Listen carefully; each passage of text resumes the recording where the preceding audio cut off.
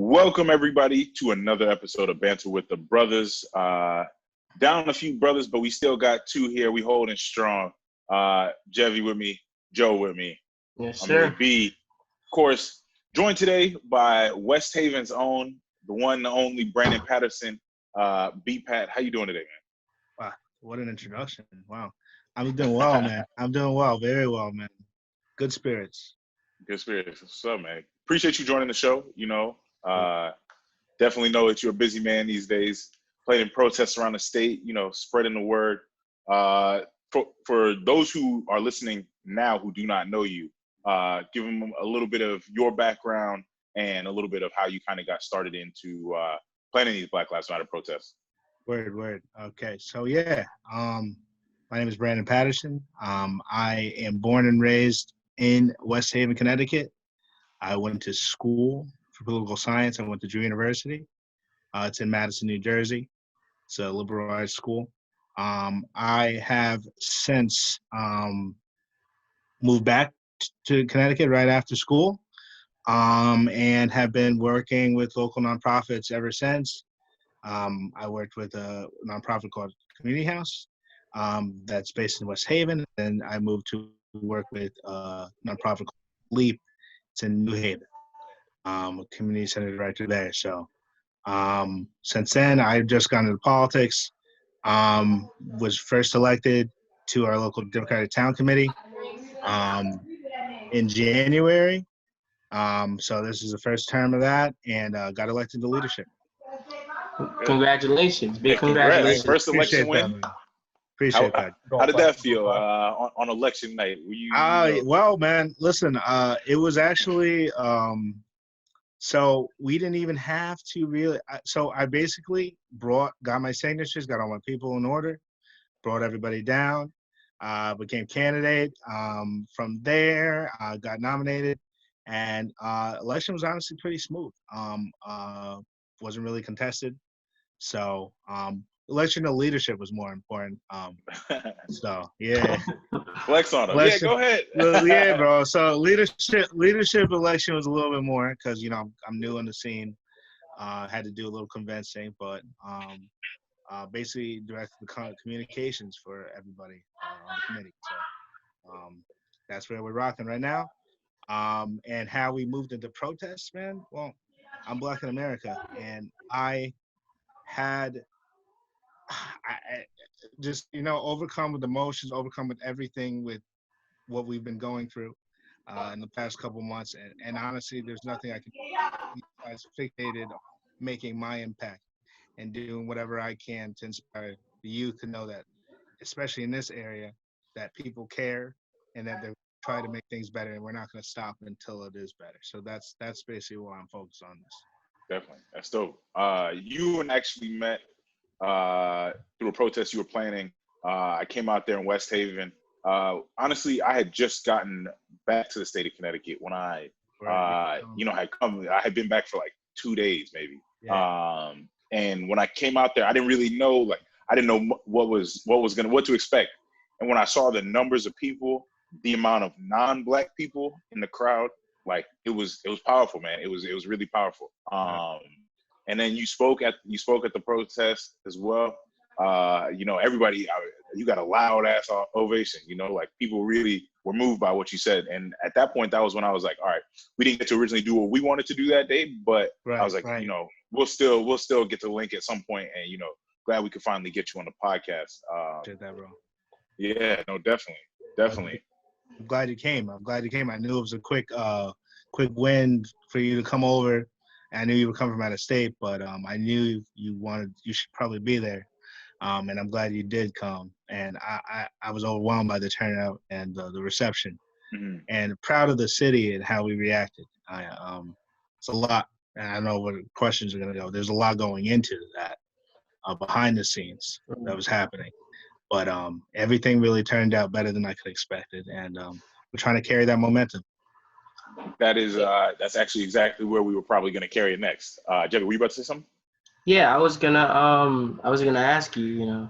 I know, obviously, we're all Black men here, and it's Joe, but Joe's a minority himself. So, I I was gonna ask you. I was gonna ask you. You know, we all go through racist moments, and just because we're black, we're a minority in America. So what motivated you to want to be a leader in such a big movement? And what I've really been coming to grips with lately, a lot of how much I've repressed, Okay. instances, explicit racism, Mm-hmm.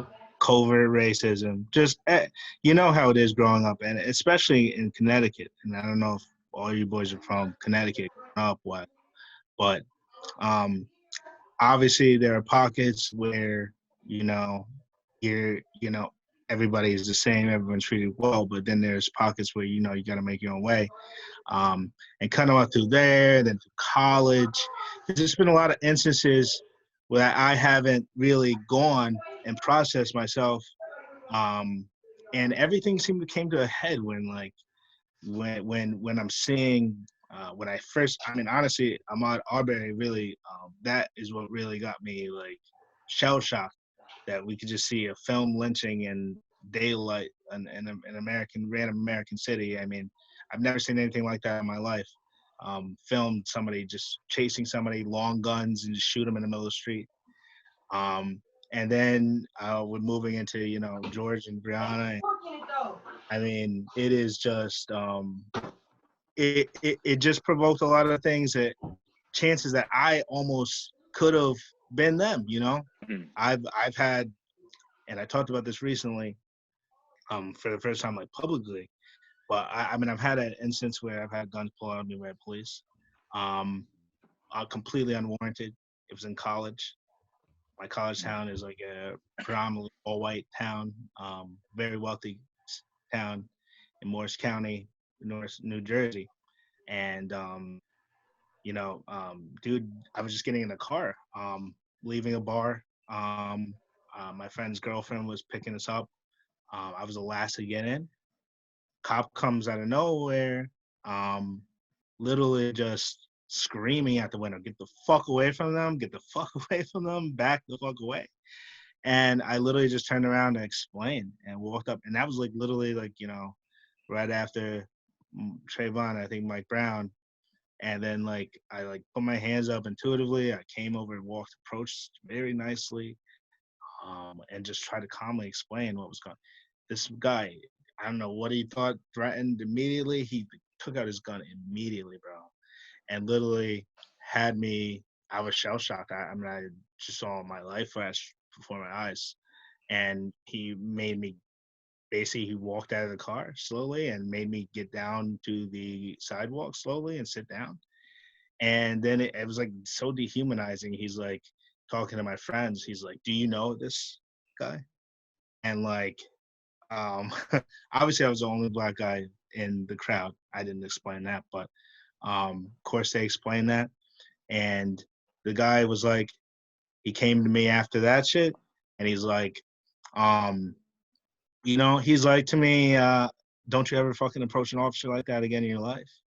And what you're gonna do? You're not getting in the car. You're gonna walk to school." So he made me walk back to campus, and thankfully, a couple of my friends got out of the car and walked with me. But it was humiliating. It was degrading as shit, and I will forever ever regret that I didn't get that officer's badge number. I didn't report that shit to anybody, but I was actually seeing a therapist at that time at school. I only told them. And I mean, that was the most poignant when everything was like on the line. But I've had so many instances now, like I bring it back where, they just approach, and whether it's officers or just random people, and have just assumed the worst, and didn't even respect your humanity until you either name drop or you're self-assured and know your rights. So um, that happened in that respect with police instances. So that gave me like how your life is online, but even in instances with people that like friends and such, so forth, the racist shit you let slide, the shit I've witnessed, like I witnessed a lot of shit, and especially in college, and it was rough for some times. But you know, you just you don't think about that. And I know you guys probably know you don't think about that shit every day because you can't. But every time it's gonna when you say shit like that, it rears its head again, and you can't help but think about it. So I tried to channel that energy into making sure that we don't accept this as a norm, and it shouldn't be accepted as normal. How long after those instances did you realize like this shit isn't normal? You know, because to give a little background, you had mentioned all of our background. Garfield was raised in Jamaica up until 13. Jeffy, am I correct? Yeah, I was born 13. in Jamaica until I was 13. Yeah. So 13. Then he moved here to Connecticut. Joe is from New Jersey originally. Came here for college at Sacred Heart. I'm from Florida originally. I came here for college as well.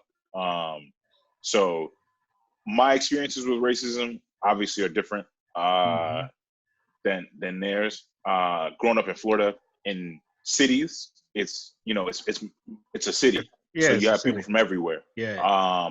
But once you leave the city limits, it's very much what people always love to say. Florida isn't the South. Florida isn't the South. It is the South, bro.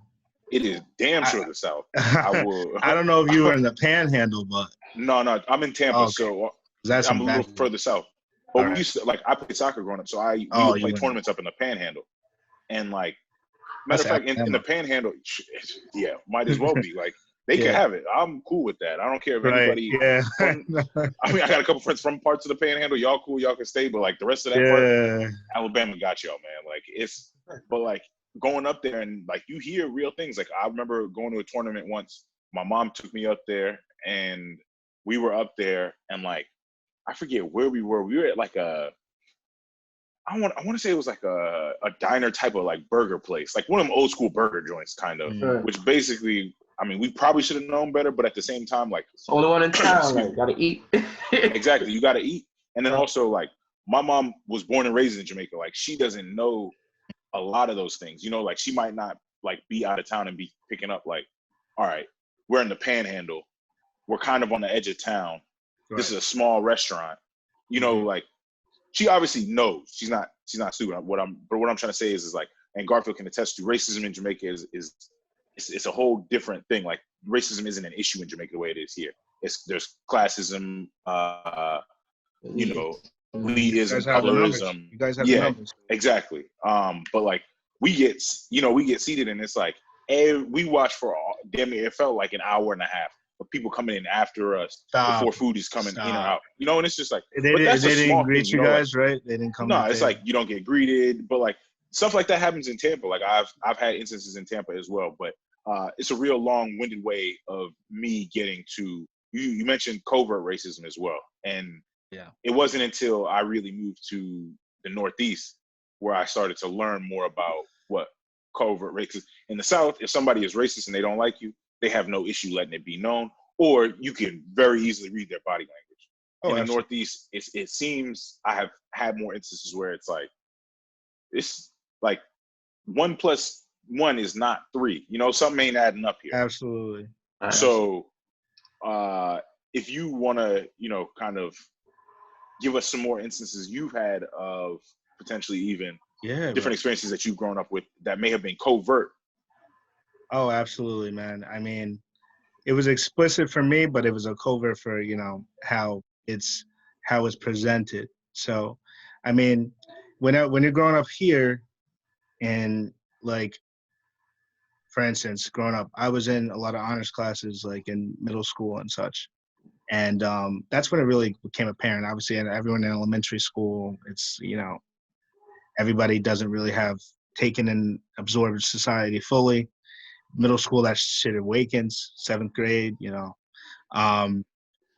that is when things got a little more explicit. You get the Oreo talk, you get the you're different, you're the good one. You go to your friends' homes, just the questions you have to answer. do you tan? Do you like tan? Like, you know, Yeah, why is your hair like that? Right. Why is your hair like? Can I talk? I mean, is your hair good? Like, why does your hair grow like that? What?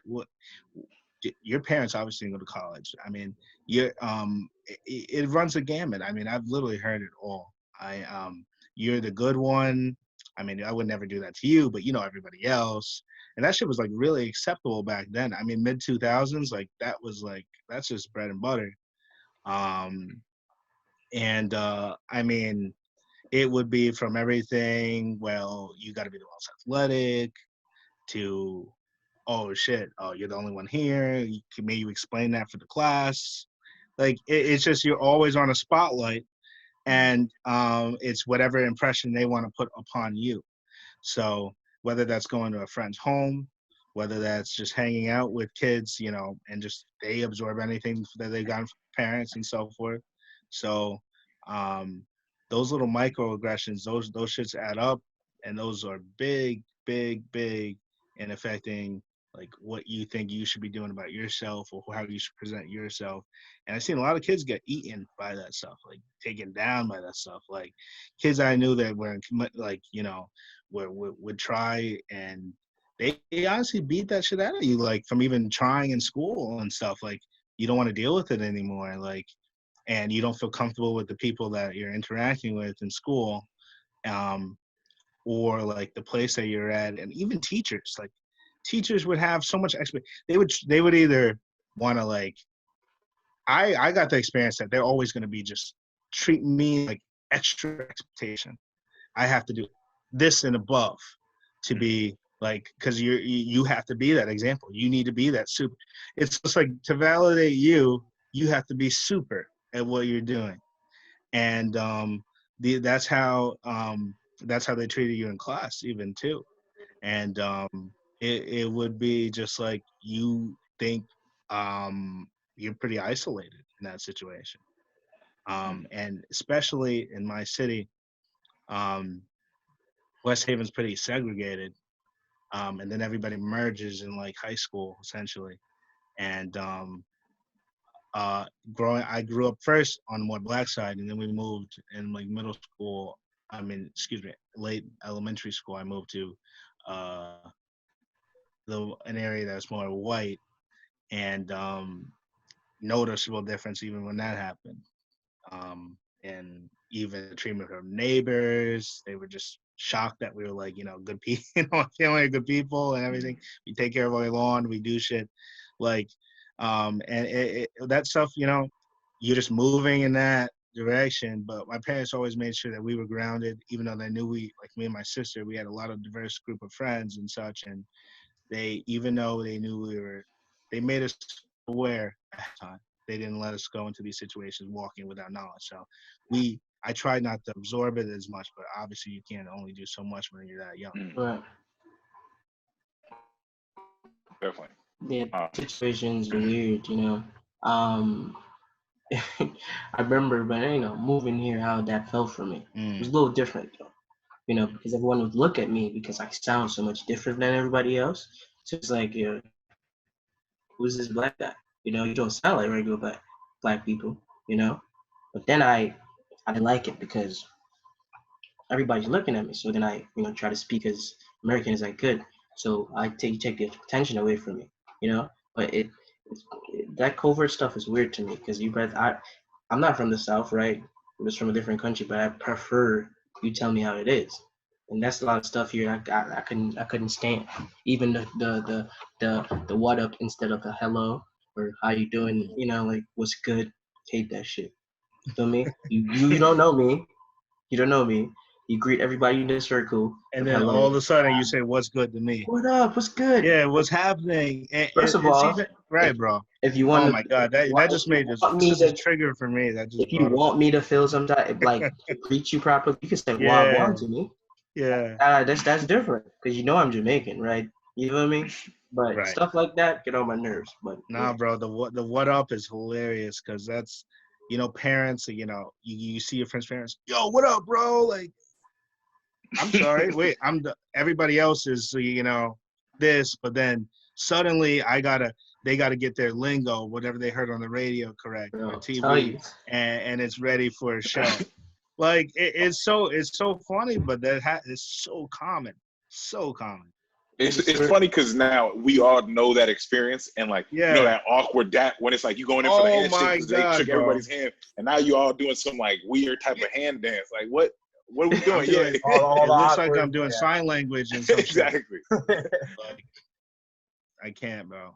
Nah, it is crazy, and it's interesting to see. Like one thing I think that with this moment has definitely, I think one thing I am excited about with this current moment that we're having is that like we as Black people are feeling empowered to speak up about things that we have said in our own corners quietly, and making sure like, all right, if it's a room full of us who understand it, because at the end of the day, all skin folk ain't kinfolk, but when you're in a room full of those who understand it, you speak on these things. But now we're speaking about it publicly, you know, and it's like, it's a powerful, powerful moment where it's like, now you can understand, like, people are like, well, you know, I've heard a couple of times people saying, well, why didn't people speak up about this stuff earlier? So like, everybody was scared.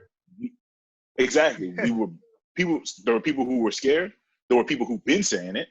And there were people who just got tired of saying it and it falling on deaf ears. Yeah. People been saying it.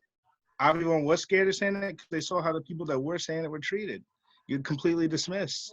What are you talking about? You're playing the race card. I'm glad that word has gone away. I hope that has completely been retired. Yeah. But it replaced it with race baiter. Race baiter. Yes. Oh, you're a race aggressive, I guess. I don't know. I don't even know what that means. They literally. Anytime you would bring this up, you're bringing up stuff. Well, what are you talking about? You're here. Are you in this room? Okay, you're treated the same. Like what? Like it's just it's funny how. But that's why I'm more hopeful, as you were saying. Like this is why I'm more hopeful than ever. Even though I'm just more sad in the past couple months than ever, I am more hopeful now than ever, just by seeing, just even the display of the crowd of my protests. I mean. It is indicative of a different time that finally, after 400 fucking years, we have been validated that our experience matters enough that people can see their humanity within us. And that's the entire point of what we've been trying to tell everybody every day. And just how people as humans should be treated. And that's what we've been asking. And finally, we're getting some people actually validate that. And it's a beautiful time to see. It is.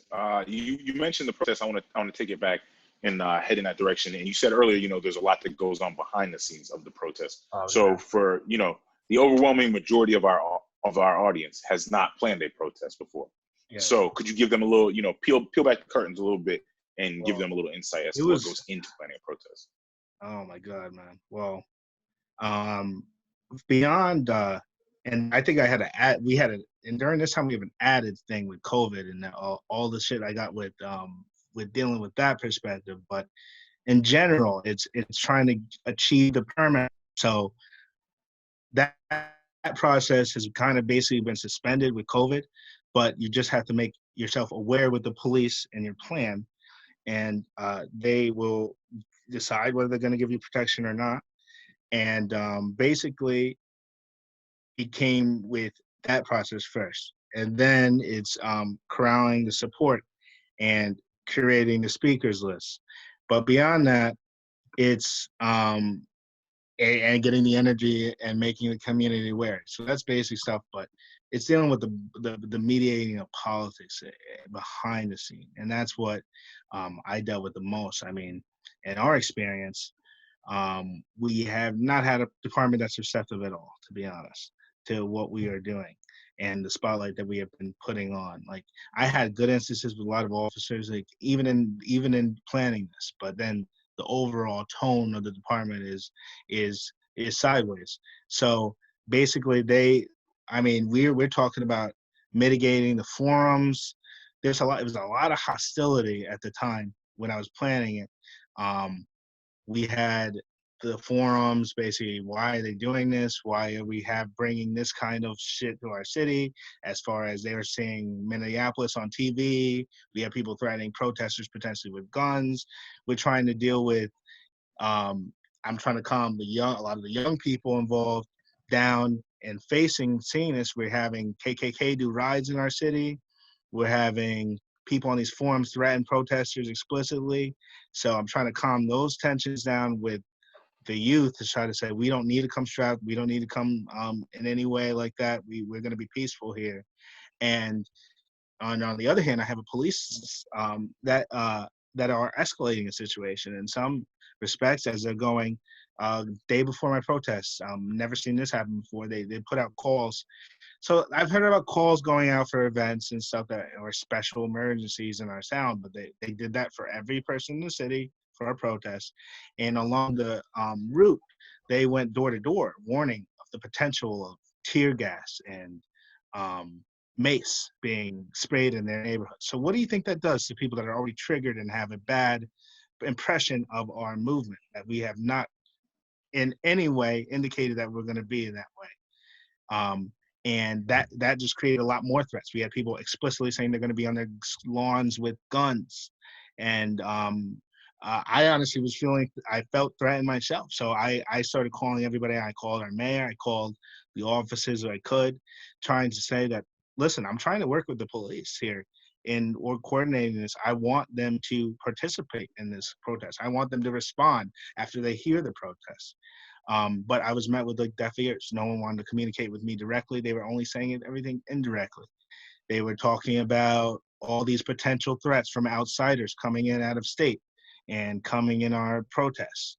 So I had to I had to calm the tensions with I had a group of reverends that I met with like 2 days before. I don't know if you saw them at the protest. They were all, they gave their spiels. It was like a bunch of the larger churches in our city, and they were just giving me the whole down country. Like they were like saying, look, we're worried.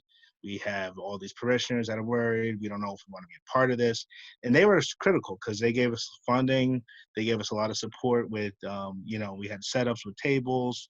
We did things where it wasn't just people standing around. We actually had things where you could access either mental health information, and we wanted a place where people were gathering more information than just what's being said. So we needed their support to do that. And they were pretty hesitant on doing that, but I had to just honestly massage a lot of people to say that's not entirely what we're about. We're here for a genuine cause.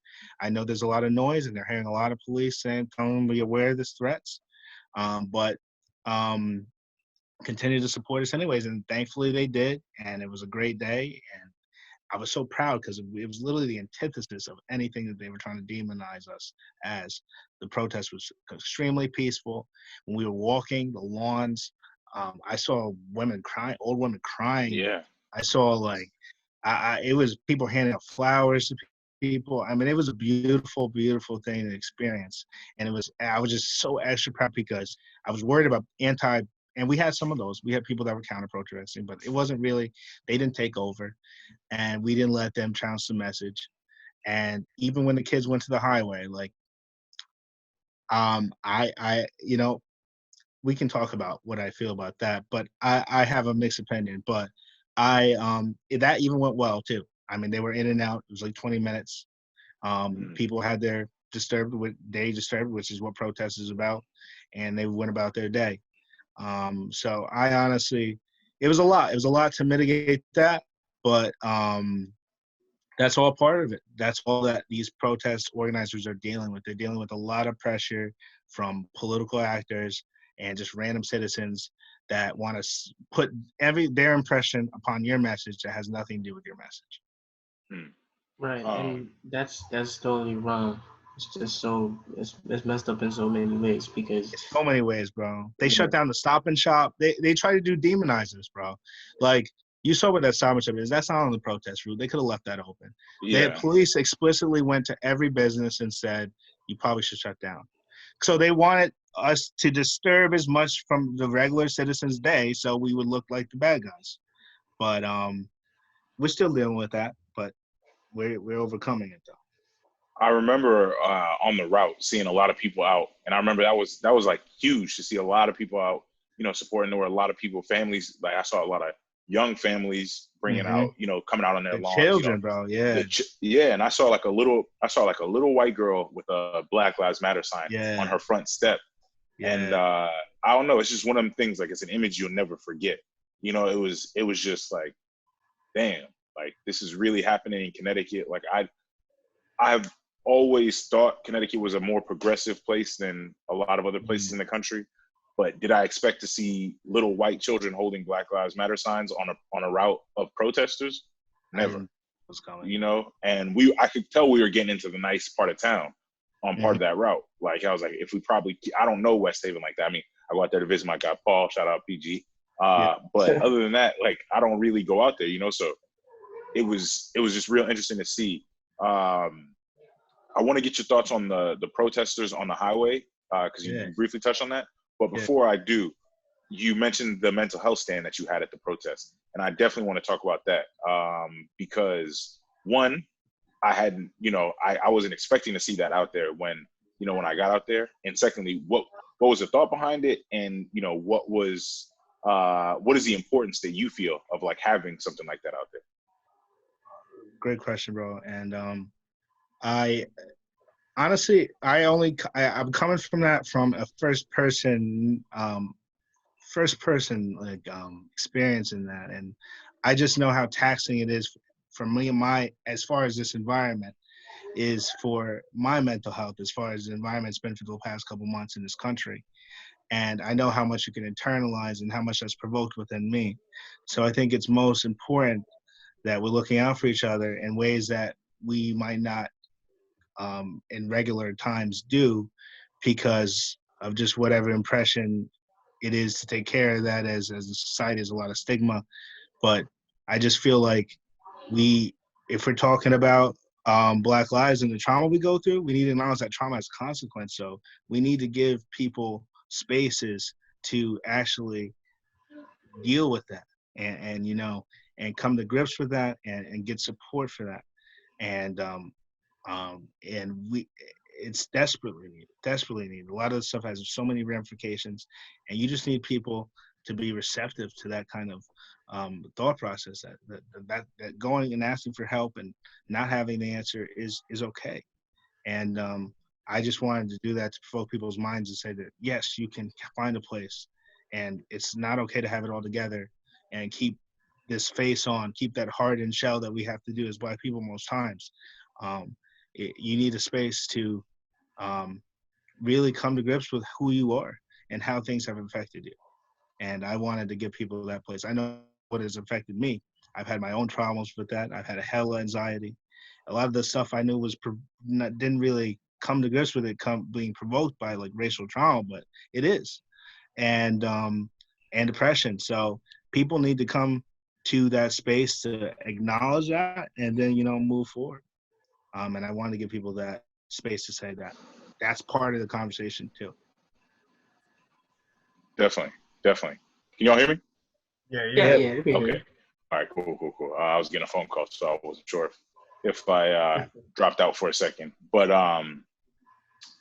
no, that was definitely dope to see, especially there's such a stigma around mental health in the Black community, especially.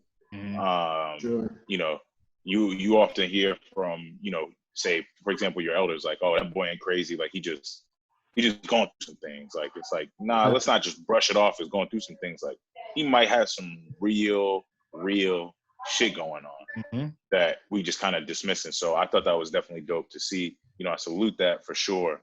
But to the protesters that got on the highway, I actually had left. I had a couple other things I had to get done that day by the point that had happened. So I didn't even know. But I didn't even know. Okay. But your thoughts on it? Man, I acknowledge everybody's concern about it happening. Like, I acknowledge the police is concerned about that because obviously we saw what happened in West Haven recently, how cars can be used as weapons. Right. So that's a legitimate concern. But even so, I think it's just beautiful to see that people are willing to put their body on the line to that level to disrupt the norm. And I also see, yes, the need in this moment is so urgent for Black people. We've been going through so much for so long, and change is nothing. Change is not optional. It's an actual mandatory if we want to like be a productive society. So people need to stop their normal course of action. And if you can wait 20 minutes to wait for a car accident, you can wait 20 minutes for a protest. So I don't I just say to each his risk in their own.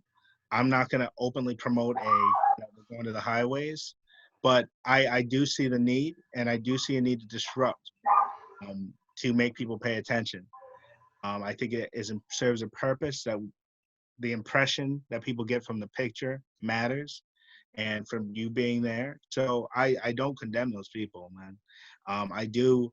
I celebrate their willingness to do so, and I wasn't angered at all by that happening. I actually I was proud for how they handled it, and it's again, disruption matters right now, and yeah, that's basically how I feel about that. That was by Longworth. So yeah, they went on in Longworth, and I was there that day, but in New Haven for one of the Black Lives Matter. But that was actually over by, and I don't know if you know the West Haven area, but they came on. It's like leading up to Longworth, like a couple exits prior to Longworth, and there's like a big Frank Pepe sign right by there, and they went up on 95 over there. Yeah, because I work on Longworth, so that's what I was asking. Because I heard about it happening that weekend, and I got to work, and it was like, all the people was on the highway. I'm like, oh, what? When they went on Longworth, they took that for a long time. Yeah, so I was like, oh, okay. Because the day before, something had happened in Bridgeport. People were on the highway too. So I was like, at least people are getting attention for the movement, Yeah. And this, and I commend you. I applaud you for everything you're doing, because this movement is very important. And we've all been doing our best to help the movement, and we're calling for solidarity from everybody. And people just find it so appalling that our lives matter. Right. Like, shocking. As AB would say, the only words we could get is Black Lives Exist. Like what's more than that? It's just more than matter.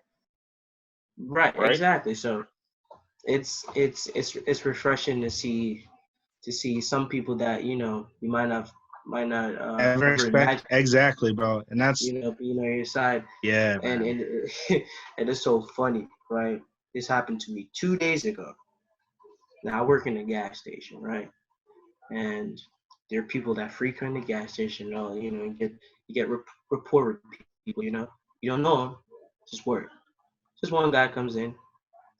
He's just Trump's report. I know it's not a problem. Politics. You support who you support, right? Me personally, I'm not the biggest political guy, right? Comes in there, he goes, hey man, how you doing? I'm like, hey, it's good, everything good, checking him out, whatever. He's like, man, it's been crazy. 2 days ago it was hot as hell. No pun intended, but like, it was hot. So dude was like, yeah, man, it's crazy out here. I'm like, yeah. I wonder how it's gonna look after the election. That's just like, that's just in my head. I'm like, some shit's about to go crazy after this election, because whether Trump win or lose, it's gonna be crazy, right? That's all I was trying to say. I wasn't trying to have no political debate. This guy goes to me. Mind you, obviously I'm black. This is a white man, right? I didn't know, bro. He goes. Now there's a white lady behind him. She has to be, I'm 27. She has to be younger than me or about my age. So older black lady behind her. She's gay, she's a cool lady. always coming here, always joking or whatever. So anyway, he goes to me, yeah, man, and you know, if Trump win, you're gonna really see how people rioting and looting and da da da or whatever, right? And then he goes, yeah, and this Black Lives Matter movement. Do you know the government gave them 12 million, and this is how they doing to the country? And he's talking to me like him and I, you know what I'm saying? Like he's like not seeing the color of my skin at this point. Like he's literally just talking to me like I'm a wall or something. Like he has to get the soft line. They generally think when you're nice that you're on their, you agree with everything they say. I don't know why that happens, but so position I'm in, I'm like the black lady behind it. She ready to go off. I have a mask on. I give her the eyes like it's not even worth it. You know? Then she goes, there are other people in line, sir, because he got what he wanted. He's like, all right, see you later. White lady comes up. She's like, what did he want you to say to that? right. You know, did you not know you're black too? Yeah, I'm man. like, yo, but it's so crazy because a lot of times I say to people, some people don't know. He clearly knows what's going on, but like I don't know what in his head wasn't working. You know, how some white people don't know that they're privileged and they don't know certain things. But him, he's a grown man. I'm sure he knows, right? But it's like, I know you should use my niceness to know that I'm no threat to your life. Like, you know, I'm just a regular human being, just like you. But you're using it just to reflect your racistness about you. Like, I'm like, yo, people are crazy. This was 2 days ago. Yeah, man. And this is constant in their life every day. It's the slightest shit like this, that, you know. And I'm like, yo, shit's crazy. They you know, want. They it's always are gonna. It's funny that you say that. That's a common interaction too. Like you're nice, just trying to make conversation random, and then just for being nice, you somehow they're not even making a connection that you would somehow be sympathetic with our lives mattering. I don't know why those things don't correlate, but like literally, I've had so many interactions just like he that. was like, yeah, you know, they don't have to be rioting and looting, and I'm all for protests, but they gotta. I'm like, bro, this dude is crazy. So I'm just like, don't say nothing to him. Just let him go. Damn. Yeah, obviously It's watching crazy, Especially not in your but place of work. Fox News. right, Your place of work, yeah. and that's why I commend you so much. You know, and JB says the the little white girl with the Black Lives Matter sign is just a powerful image because at our core, none of us we're just human beings. These things are taught. So like, she's just an innocent child. You know what I'm saying? We obviously see that she's white, but in her head, she's like, you know, yeah, I'm supporting these people. You know, she might not even know that. Oh, she don't view you like that. She might be like, oh, he got long hair, or oh, it's tan. You know, it's not things that associated with derogatory terms. You know what I'm saying? But as I said, bro, it's a good look, and we appreciate what you're doing for Yeah, sure. definitely.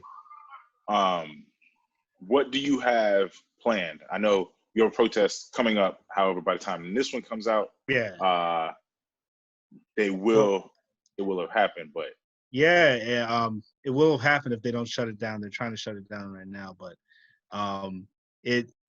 it'll happen after this airs. But it's Sunday at 1:00. We're having a protest. The official title for it is "See Us, Hear Us, Be the Change." And basically, what we're trying to do explicitly, the purpose of it is we want just consciousness throughout all areas of our city, of the greater area, to be focused towards Black Lives Matter. And what does that mean? That means every policy here forward should be tinged about racial consciousness and should consider that. And the major efforts we want to establish here that correlate with that are we want this city to declare a public health emergency on racism. And I'm trying to announce why. We're going to go into that And we want a community review board that's independent, established for this, for our police department. And those are just two acts of now. But obviously, we're going to because every area layer, whether it's education, whether it's our public works, whether it's our city hall, we want everybody to do more than just come out, and say Black Lives Matter, but say what we're going to do to make sure Black Lives Matter in the city. And that's the point of the protest. But we're trying to do a protest in another way, because I know people are getting, it's obviously dwindling when it's been out here as far as the energy, and that's just going to happen as far as what people are turning out to, regular forms of protest, where it's just speeches. So we're letting people be creative as possible. So the whole objective is to allow your creativity and traditional Black expression to be the heart of this protest. So we're having people, you can protest through your music. That's where your protest comes from. That's how we protest historically. So we're gonna do that there. We're gonna do it through spoken word. We're gonna do it through dance. And we have people who are committed to this cause, and they're gonna indicate that through the protest. We're also, my co-organizer, Just Say Gloria, is a brilliant artist. He's a brilliant tattooist. And wish I could share some of the works, but there's he's curated 10 artists to make pieces directly with movement-oriented pieces, and we're going to display those, and we're going to sell prints of those pieces so people can take them home.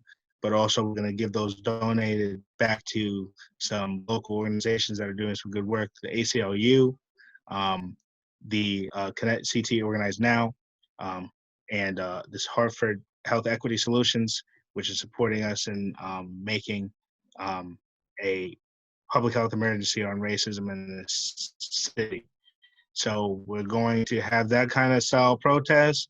It's going to be inspired by the arts, and we're going to march down to the boardwalk, and we're going to provide, and this is momentum, trying to build a momentum to have a Black Lives Matter permanent mural in the city.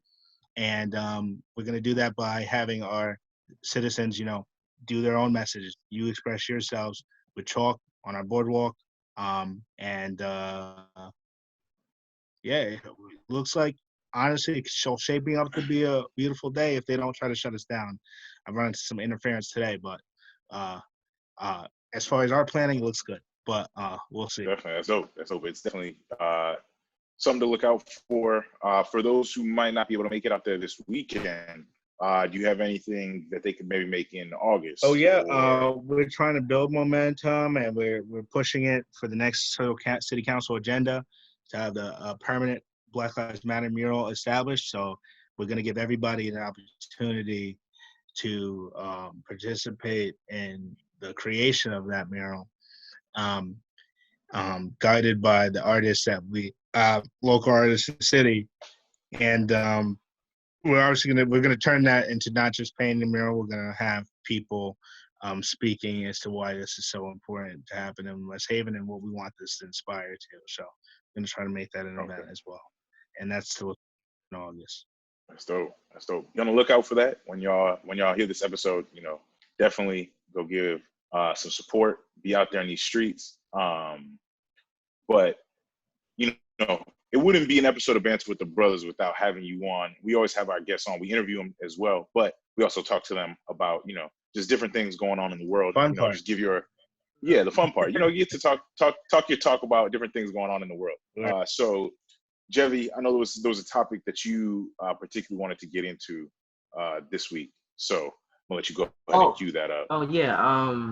Earlier I was talking to my cousin, and he was saying to me, and this girl, he was saying that, why are Black people always so quick and like trigger happy to cancel other Black people, right?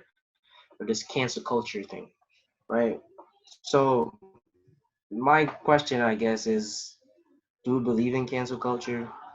Why is this a thing? And just general thoughts about it. Because, you just seen what happened with Nick Cannon the other day. and Mm-hmm. his show being canceled on MTV, and then I don't even know what he did to black people. I guess he apologized for Was it to what black he people? said. No, it was an What did he do? Yeah, why did he thing, apologize right? to black people? Yeah, it was. He's Listen, apologized to the Jewish community. So yeah, it was a Yeah. Jewish thing first, but I don't know. That's what I'm saying. I don't know what he did to black people for black people to cancel him. I think he might have been like apologizing to Jewish people and black people canceling. I don't know. Can someone My update point me on is, what happened? What did he do? I don't know what So happened. Nick Cannon was on his podcast. He interviewed a professor. I'm not gonna say his name because I'm gonna definitely get it wrong.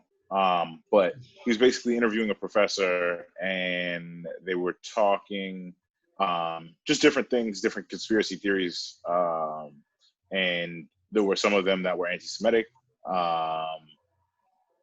and otherwise, he And was yeah, it was talking something about the how we could deal with more oppression than anybody else, and why some white people are aggressive and they can't deal yes, with that was the other part. outbursts Yeah, in other different ways. And I think he elaborated something about Jewish people. And I'm paraphrasing, but his show got canceled after that. His Wild 'N Out show. Damn. And To then be fair, it just got dropped by Viacom and CBS, so it's not going to be on MTV. But he still has his show, The Masked Singer, which is on Fox. Right. So Right. Is what he said worse than what like Deshaun Jackson did, or like was it? I mean, they're all bad. They're all bad, but like. No. So what I was trying to get into is obviously it's wrong to It's wrong. It's wrong to have any anti-Semitism verbiage in your speech or whatever, right? Mm-hmm. Same as wrong for other people to be racist in any shape or form, right? Now, it's Viacom dropped his show and I think Nick Cannon apologized. And then black people were mad about it. I think that's what happened. And I think some black people are mad about him apologizing. Yeah, and then he. In what sense are they mad though? I'm a little. I haven't seen some, but I think the anger was we've experienced so much racism that and people have been able to make apologies and still keep their spaces, even though this is a different era, so not as much anymore, but in past. But he says something that's out of line and wrong, and apologizes for it. And I think people were not. I think a lot of people honestly were not. Didn't disagree with what he was saying, even though it was anti-Semitic, that's a whole nother conversation. But but I think that they were, the whole impression was, oh, you're apologizing to keep and catering to their views to keep your job and stuff like that. But I think for the most part, people have been supportive of him. I mean, black people have been supportive. Some black people not supportive because of the anti-Semitism, of course. So, yeah, it's a real big debate topic, and that's why you brought it up, bro. Right. Yeah. I'm like, if we're really trying to be deep about this, you're Jewish people. I'm just saying. I don't know we are the Israelites. If you want to get deep about it, I don't know what people believe in. You know what I mean? You can go look it up yourself. Black people are the lineage. So if you want to go build United Science guy, you want to go New Testament, Old Testament, I don't know where you want to go, but go look it up. So I just think it's and first of all, what's done is done, right? So like, for example, this goes sound crazy.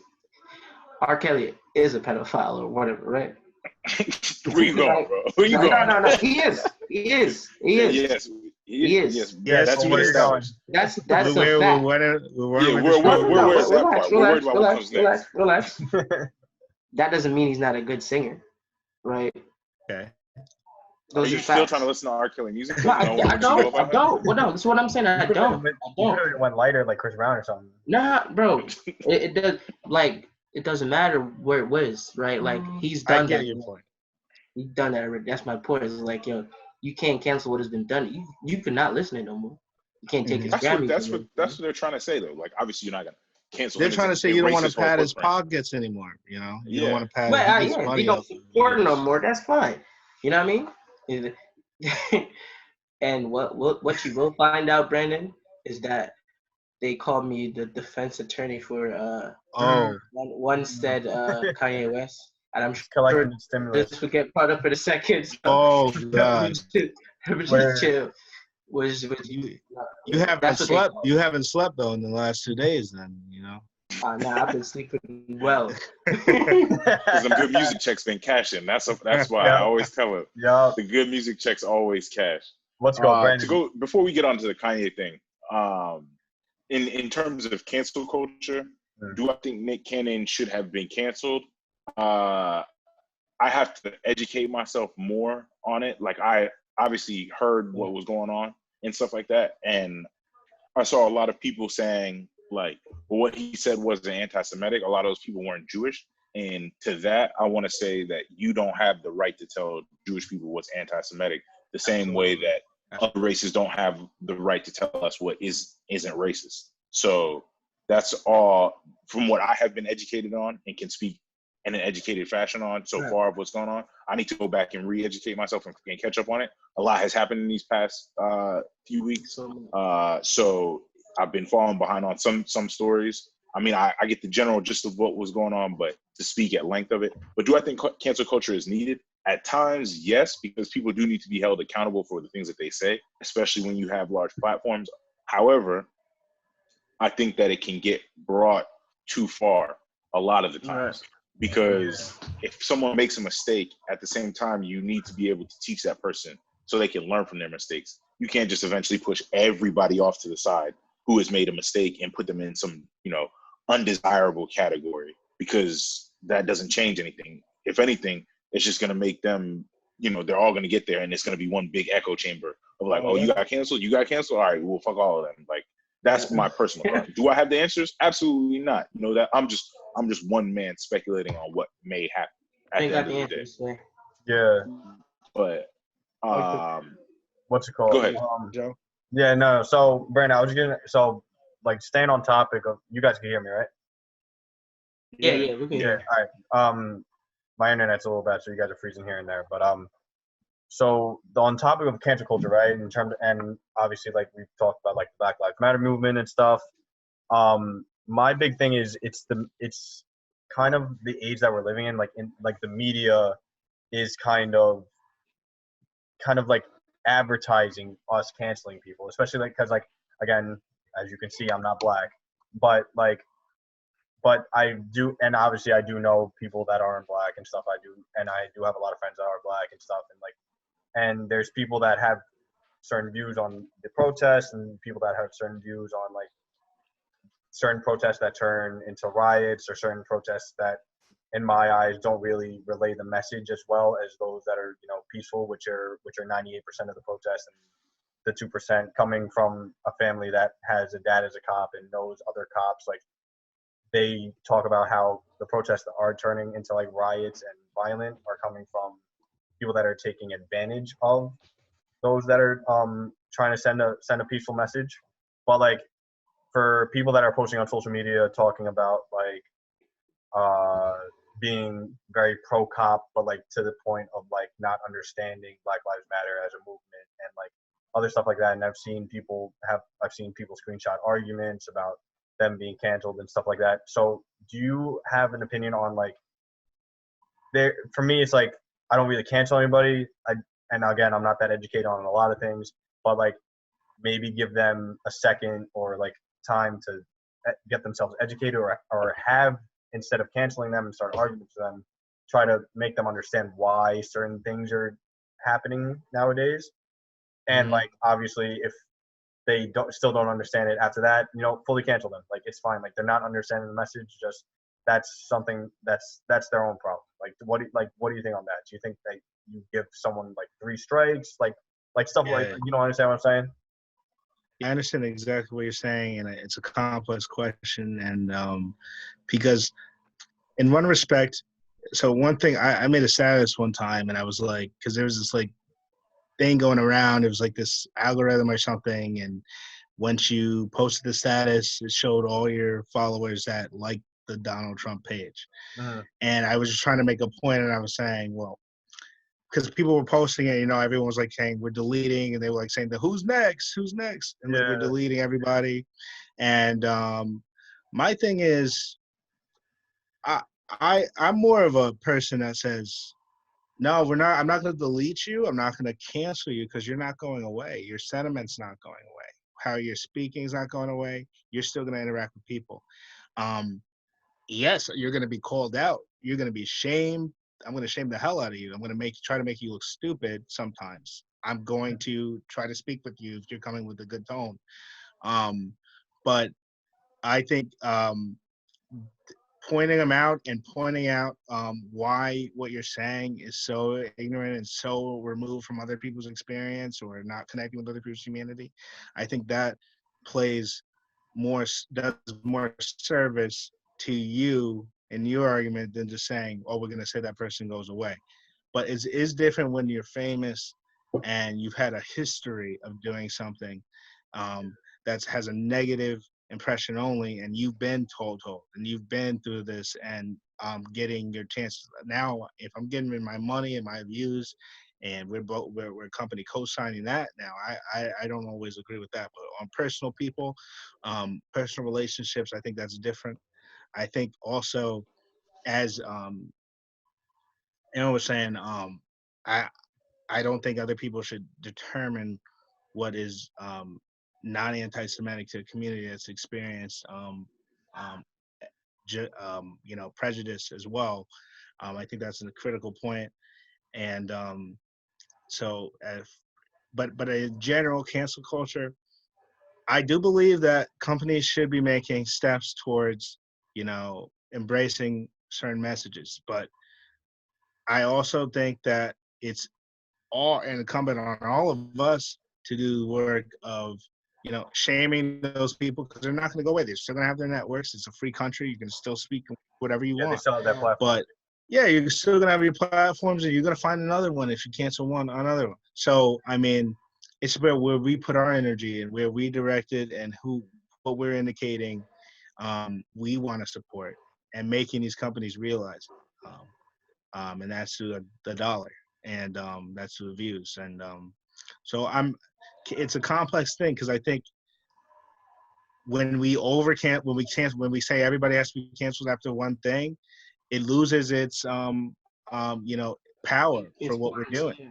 You can overdo it, and you can be actually not human in how you're reacting, because you're going to make mistakes. People are not going to know everything. And it's all untoned into the history of somebody's actions, I think, until when you actually should cancel them, or when there's an opportunity to shame or to educate. Right. Well said. Very well said. Thanks. Somebody who's been canceled time and time again is Kanye. Clearly, he has been having, I guess you would call it, an episode of his bipolar disorder.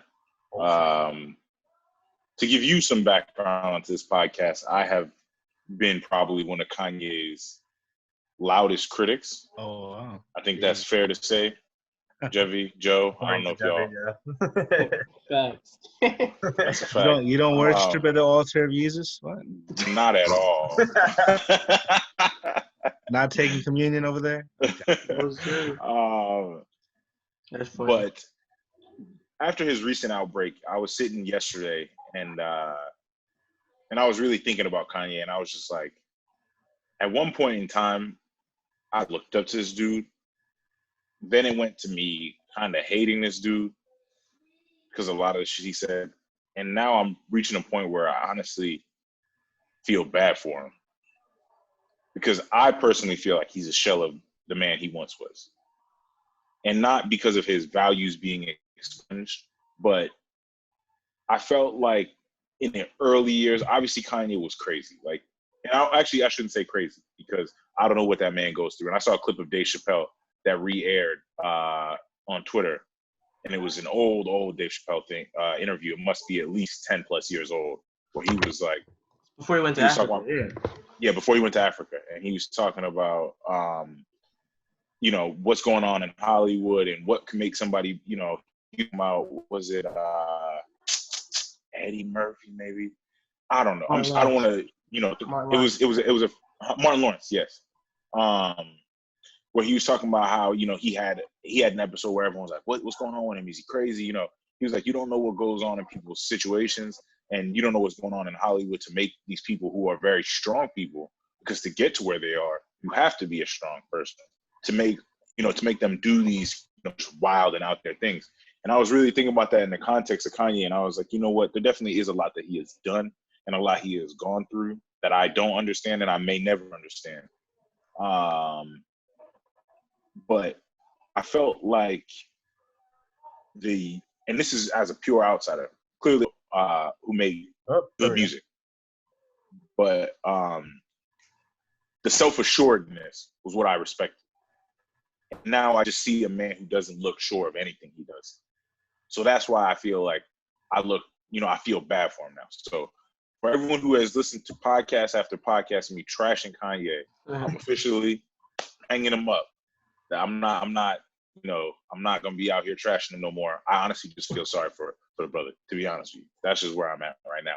I would like to hear y'all's opinions. I know I kind of went on a long rant, but I've spent episode after episode after episode just killing him. So I feel like it's only right that I get that out there. Yeah, you want to start? Who's taking it? Good job, baby. This is the Fed's turning, right? Yes, this is Kanye's personal favorite. I am not his attorney. Send him some flowers. In no way, shape, or form. Yeah, I saw a lot of things in the past. Go ahead. Sorry, Brandon. One more thing before Jevy really gets into it.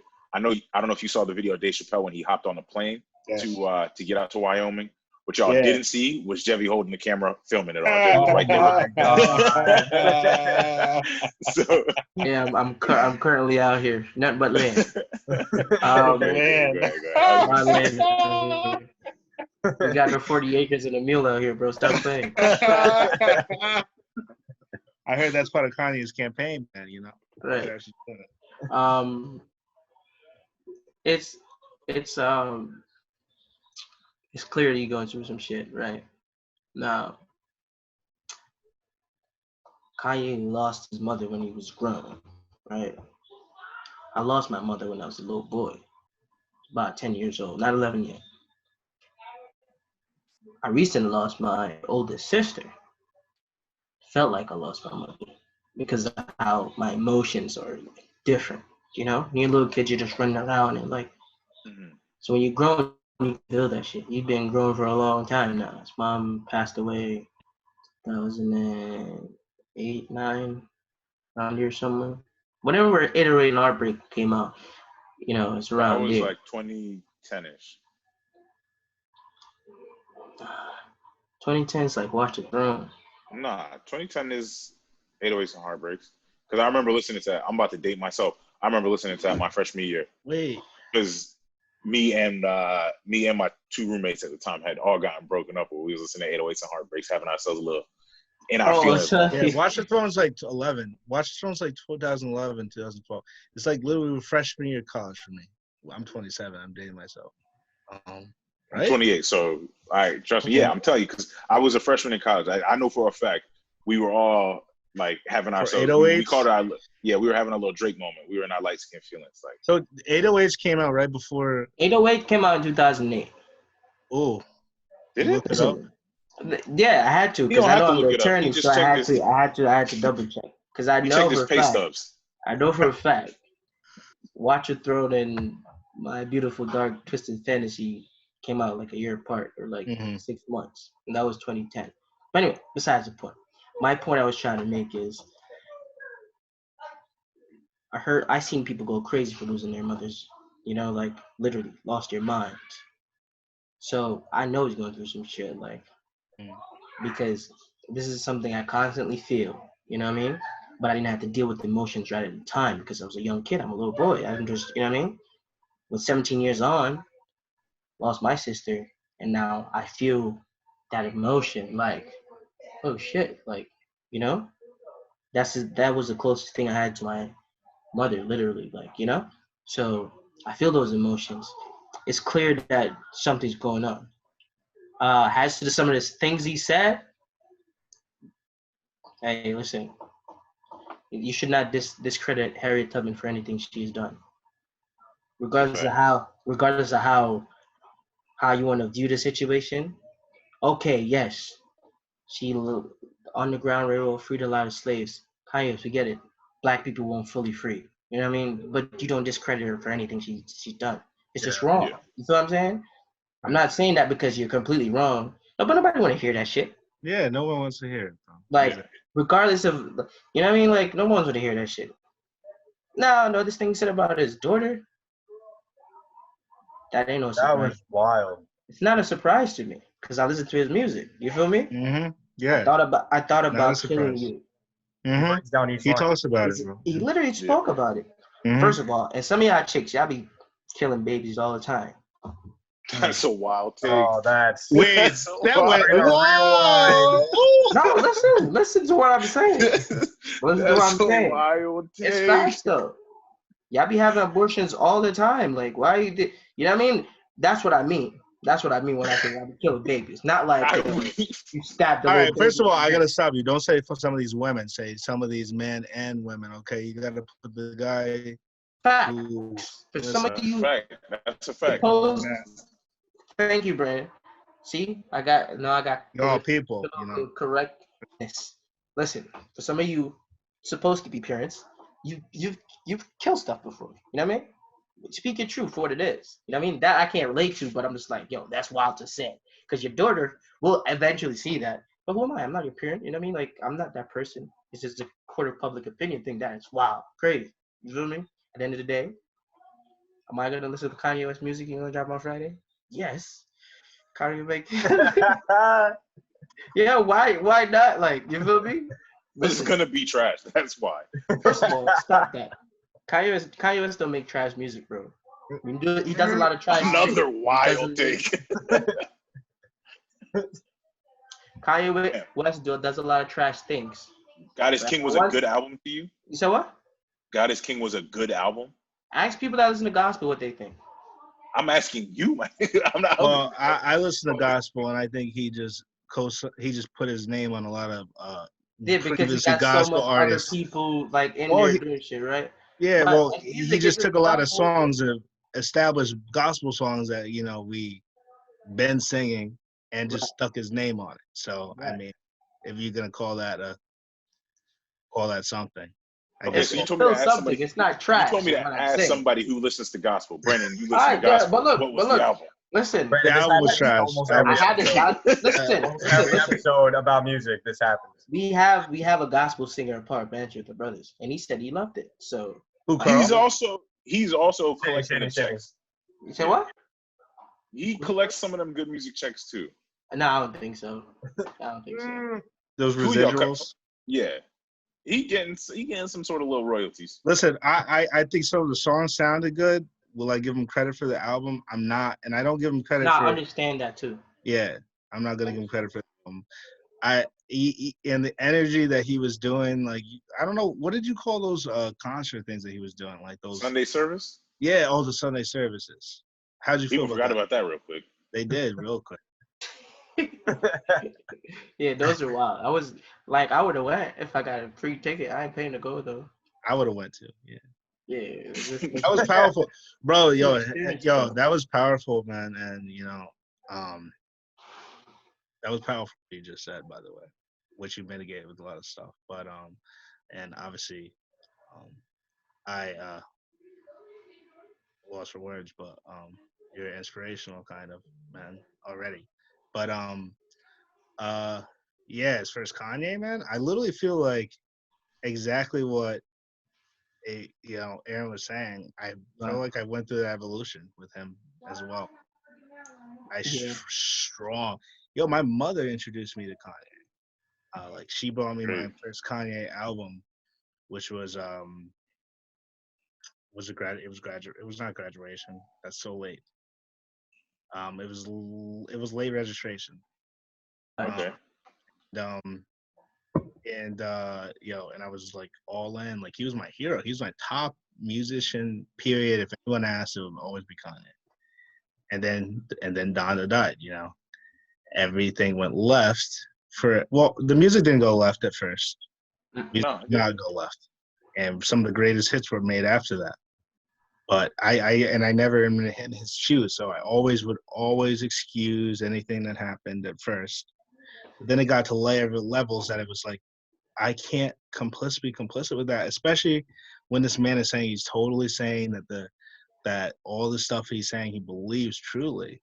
Like, how can I co-sign that? So that's why I went with that. And I used to hate him, and I was hating him for a minute. And the last album that I really fucked with was Life of Pablo. I did fuck with that album, not gonna lie. Some tunes on there, some fire tunes on there. Fire. I get my check tomorrow. I gotta make sure. Yeah, he's contractually obliged. Yo, but that album, I fucked with that album heavy, and then like it's just got really off, and then of recent, like that Trump shit, I really couldn't even take a second. That really was painful because I was like, this is doing damage. Like it's not only just it's hurting people. Like it wasn't just about Kanye saying dumb shit anymore. It was like he's actually hurting people. Like he's getting used as a typical clown, literally a jester, and it was giving Trump so much grace as far as it wasn't for black people, but it was for white people to say that he's not racist. So it was giving him cover, and I couldn't accept that. I was like, yo, this guy's really out of his glory. Like he's really out of his box. But just like when I saw this recent thing, all I could do was sad. And I didn't even want to. I had to unfollow, and I was like, I don't even want to watch this happen anymore. Like my man's is literally having a psychotic break. Like I couldn't feel anything but sad and empathize with him.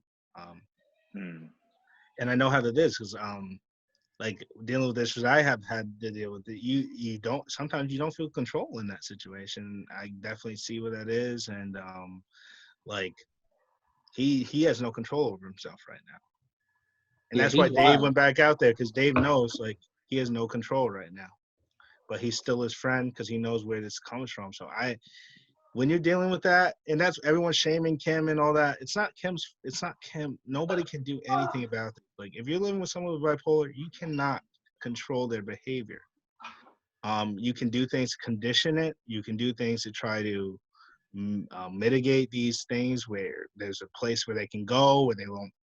You can try, but it's only up to you, the person dealing with it. And I could just tell there's a lot going on with that. Like. That is, I was scared because it seems like it's turning the levels where it's like self-harm could happen. And I could never even grip with that because that would be a loss. I think a lot of people right now are saying like they wouldn't, but if it actually happened, which God forbid. That'd be great.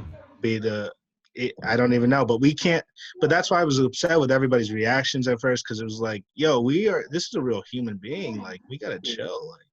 Like we gotta chill. Yeah, at the end of the day, we clearly see like he's not right. He has something wrong with him. You feel me? Yeah. And this is also a point I want to make. Where people got to know how to react to certain things. I don't know why we feel like we know celebrities or what the fuck they're going through. You know what I'm saying? Like this Will and Jada stuff. Yep, I was just about to stuff. True. Like, how many is happening in your life? Stop acting like it's not you happening. Hey, come on, bro. Yo, August a clown for releasing Entanglements too. Exactly. Oh, yeah. New episode. He is such a clown. I'll co-sign that. He's such a clown. He's a clown for that. Smart, but a clown. A clown. Who's a clown for what? August Alsina releasing Entanglements with Rick Ross. Bro. That line when he came in with that singing, he said, "Entanglements is when you tangle." Oh my God! The first line, bro. Yo, Brandon. I cut it off, bro. I'm serious. Brandon, listen. Yeah, I cut it off on the first line. Brandon, we have a segment on the podcast called the Love Advice, which Oh, me and my boy Shinny does. You know, the other brother of the podcast. Gospel singer. heard you. We did a show on it. Like, it's on the Instagram. You should watch it. And we're gonna drop another one to the follow up to it. It's pretty funny. But I'm telling you, bro, I don't know what I would have done if that was me. But all I'm trying to say to some of you people, don't hold celebrity as your end all be all. Like, yes, I'm a big Kanye West fan. People joke all the time, talk about I'm getting paid by good music and all this, that, that. But bro, I could separate it, bro. You feel me? You have to. I could separate. And that was your point on the Kelly, right? Right. But that's a different. I mean, that's. I get, but I just know what you're saying. Like, right. I mean, but they asked. Let me stop. Yeah. Further, because I don't want anybody to misconstrue what I was saying. You get it because you're smart.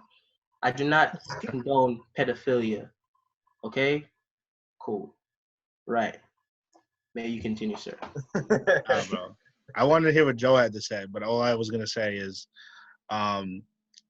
we are asked to do that all the time in culture. I mean, look beyond people's personal lives and what they were doing and look at their work. I mean, that's what the United States is fundamentally based on. So, I mean, we have to do it all. I mean, there's rapists that were presidents.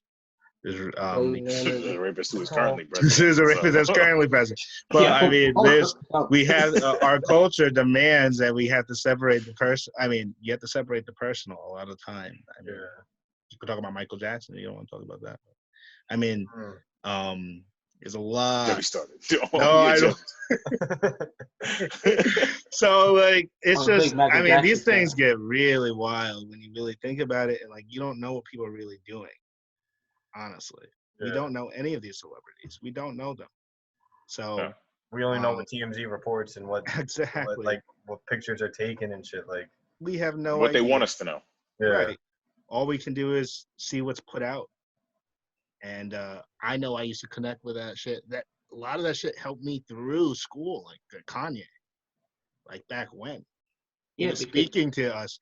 He was speaking directly to like our experiences more than anybody else at that time. Right. And and I always have to bring that back. And I know that person's there somewhere. But it's a lot of hurt that he's going through. I don't know. Right. Brandon, we've had you for a little while now. You know, we don't want to keep you too late. Yeah. But before we get out of here, definitely want you to, plug the social media handles, plug where people can find, these protests you've been planning, so we could definitely drop that below, and any final messages you want to leave the people with, please feel free to bless them. Yeah, man. I want to appreciate you guys because this was fun. I liked it.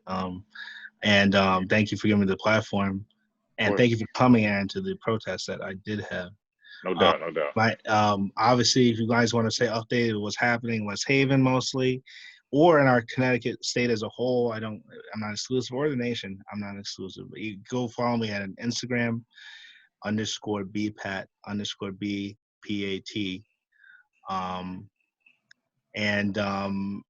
All I can say as a message is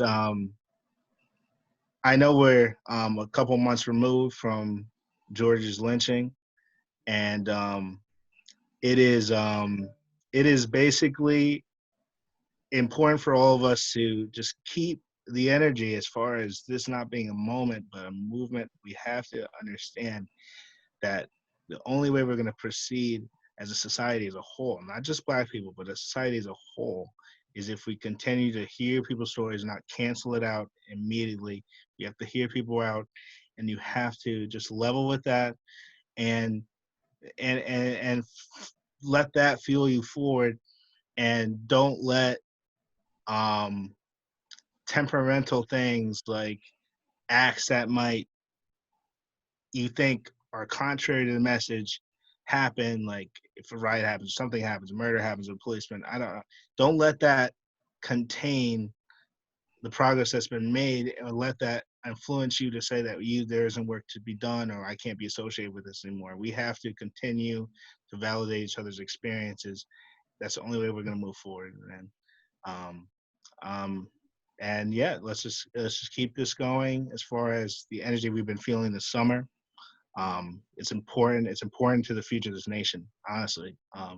So thank you guys for having me. Of course, appreciate you, coming on the show.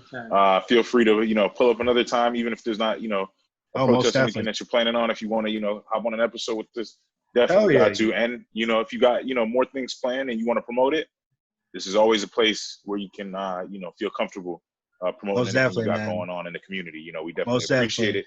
Salute you, and got a lot of respect for what you're doing.